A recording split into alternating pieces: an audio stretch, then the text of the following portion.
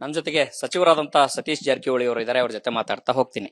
Sir, ನಾಳೆ ಕೇಂದ್ರ ಸರ್ಕಾರದ ವಿರುದ್ಧ ನನ್ನ ತೆರಿಗೆ ನನ್ನ ಹಕ್ಕಿನ ಹೋರಾಟವನ್ನ ಮಾಡ್ತಾ ಇದ್ರೆ, ಈ ಹೋರಾಟದ ಬಗ್ಗೆ ಈಗಾಗಲೇ ಸಿಎಂ ಅವರು ಅದಕ್ಕೆ ಬಗ್ಗೆ ಸ್ಪಷ್ಟ ಕೊಟ್ಟಿದ್ದಾರೆ. ಯಾಕಂದ್ರೆ ಅದು ಫೈನಾನ್ಸ್ ಇಲಾಖೆಗೆ ನೇರವಾಗಿ ಸಂಬಂಧಪಟ್ಟಂತ ವಿಚಾರಗಳಿದೆ. ಹೀಗಾಗಿ ಅವ್ರಿಗೆ ಹೆಚ್ಚು ಮಾಹಿತಿ ಇದೆ. ಈಗಾಗಲೇ ಪತ್ರಿಕೆಯಲ್ಲಿ ಕೂಡ ಒಂದು ಜಾಹೀರಾತು ಬಂದಿದೆ.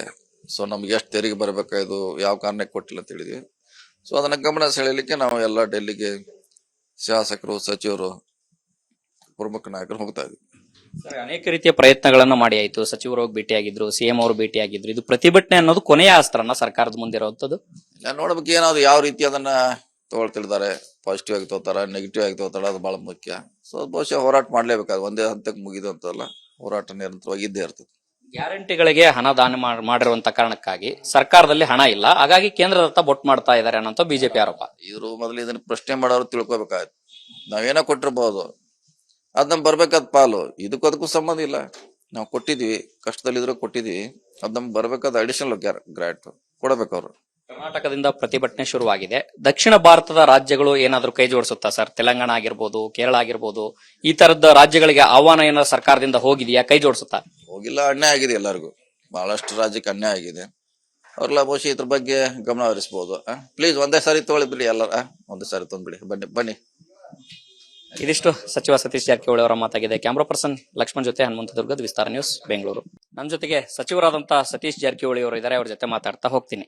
ಸರ್, ನಾಳೆ ಕೇಂದ್ರ ಸರ್ಕಾರದ ವಿರುದ್ಧ ನನ್ನ ತೆರಿಗೆ ನನ್ನ ಹಕ್ಕಿನ ಹೋರಾಟವನ್ನ ಮಾಡ್ತಾ ಇದ್ರೆ, ಈ ಹೋರಾಟದ ಬಗ್ಗೆ ಈಗಾಗಲೇ ಸಿಎಂ ಅವರು ಅದಕ್ಕೆ ಬಗ್ಗೆ ಸ್ಪಷ್ಟ ಕೊಟ್ಟಿದ್ದಾರೆ. ಯಾಕಂದ್ರೆ ಅದು ಫೈನಾನ್ಸ್ ಇಲಾಖೆಗೆ ನೇರವಾಗಿ ಸಂಬಂಧಪಟ್ಟಂತ ವಿಚಾರಗಳಿದೆ. ಹೀಗಾಗಿ ಅವ್ರಿಗೆ ಹೆಚ್ಚು ಮಾಹಿತಿ ಇದೆ. ಈಗಾಗಲೇ ಪತ್ರಿಕೆಯಲ್ಲಿ ಕೂಡ ಒಂದು ಜಾಹೀರಾತು ಬಂದಿದೆ. ಸೊ ನಮ್ಗೆ ಎಷ್ಟು ತೆರಿಗೆ ಬರಬೇಕಾಯ್ದು, ಯಾವ ಕಾರಣಕ್ಕೆ ಕೊಟ್ಟಿಲ್ಲ ಅಂತ ಹೇಳಿದ್ವಿ.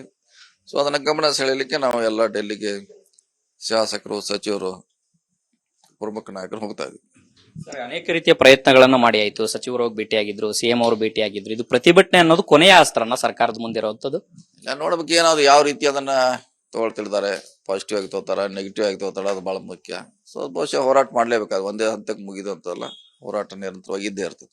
ಗ್ಯಾರಂಟಿಗಳಿಗೆ ಹಣ ದಾನ ಮಾಡಿರುವಂತ ಕಾರಣಕ್ಕಾಗಿ ಸರ್ಕಾರದಲ್ಲಿ ಹಣ ಇಲ್ಲ, ಹಾಗಾಗಿ ಕೇಂದ್ರದತ್ತ ಬೊಟ್ಟು ಮಾಡ್ತಾ ಇದ್ದಾರೆ ಅನ್ನೋ ಬಿಜೆಪಿ ಆರೋಪ. ಇವರು ಮೊದಲು ಇದನ್ನ ಪ್ರಶ್ನೆ ಮಾಡೋರು ತಿಳ್ಕೊಬೇಕಾಯ್ತು. ನಾವೇನೋ ಕೊಟ್ಟಿರ್ಬಹುದು, ಅದ್ ನಮ್ಗೆ ಬರ್ಬೇಕಾದ ಪಾಲು. ಇದಕ್ಕೂ ಸಂಬಂಧ ಇಲ್ಲ. ನಾವು ಕೊಟ್ಟಿದ್ವಿ, ಕಷ್ಟದಲ್ಲಿದ್ರು ಕೊಟ್ಟಿದ್ವಿ. ಅದ್ ನಮ್ಗೆ ಬರ್ಬೇಕಾದ ಅಡಿಷನಲ್ ಗ್ರಾಂಟ್ ಕೊಡಬೇಕು ಅವರು. ಕರ್ನಾಟಕದಿಂದ ಪ್ರತಿಭಟನೆ ಶುರುವಾಗಿದೆ. ದಕ್ಷಿಣ ಭಾರತದ ರಾಜ್ಯಗಳು ಏನಾದ್ರೂ ಕೈ ಜೋಡಿಸುತ್ತಾ ಸರ್? ತೆಲಂಗಾಣ ಆಗಿರ್ಬೋದು, ಕೇರಳ ಆಗಿರ್ಬೋದು, ಈ ತರದ ರಾಜ್ಯಗಳಿಗೆ ಆಹ್ವಾನ ಏನಾದ್ರು ಸರ್ಕಾರದಿಂದ ಹೋಗಿದೆಯಾ? ಕೈ ಜೋಡಿಸುತ್ತಾ? ಹೋಗಿಲ್ಲ. ಅನ್ಯಾಯ ಆಗಿದೆ ಎಲ್ಲರಿಗೂ. ಬಹಳಷ್ಟು ರಾಜ್ಯಕ್ಕೆ ಅನ್ಯಾಯ ಆಗಿದೆ. ಅವ್ರೆಲ್ಲ ಬಹುಶಃ ಇದ್ರ ಬಗ್ಗೆ ಗಮನ ಹರಿಸಬಹುದು. ಪ್ಲೀಸ್ ಒಂದೇ ಸಾರಿ ತಗೊಳ್ಳಿ ಬಿಡಿ, ಎಲ್ಲರ ಒಂದೇ ಸಾರಿ ತಂದ್ಬಿಡಿ. ಬನ್ನಿ. ಇದಿಷ್ಟು ಸಚಿವ ಸತೀಶ್ ಜಾರಕಿಹೊಳಿ ಅವರ ಮಾತಾಗಿದೆ. ಕ್ಯಾಮ್ರಾ ಪರ್ಸನ್ ಲಕ್ಷ್ಮಣ್ ಜೊತೆ ಹನುಮಂತ ದುರ್ಗದ್, ವಿಸ್ತಾರ ನ್ಯೂಸ್, ಬೆಂಗಳೂರು. ಅನುಕ್ಷಣದ ಸುದ್ದಿಗಳಿಗಾಗಿ ವಿಸ್ತಾರ ನ್ಯೂಸ್ ಯೂಟ್ಯೂಬ್ ಚಾನೆಲ್ ಸಬ್ಸ್ಕ್ರೈಬ್ ಮಾಡಿ. ಹೊಸ ಸುದ್ದಿಗಳ ನೋಟಿಫಿಕೇಶನ್ಗಾಗಿ ಬೆಲ್ ಐಕಾನ್ ಕ್ಲಿಕ್ ಮಾಡಿ. ಲೇಟೆಸ್ಟ್ ಅಪ್ಡೇಟ್ಸ್ಗಾಗಿ www.vistaranews.com ವೆಬ್ಸೈಟ್ಗೆ ವಿಸಿಟ್ ಮಾಡಿ.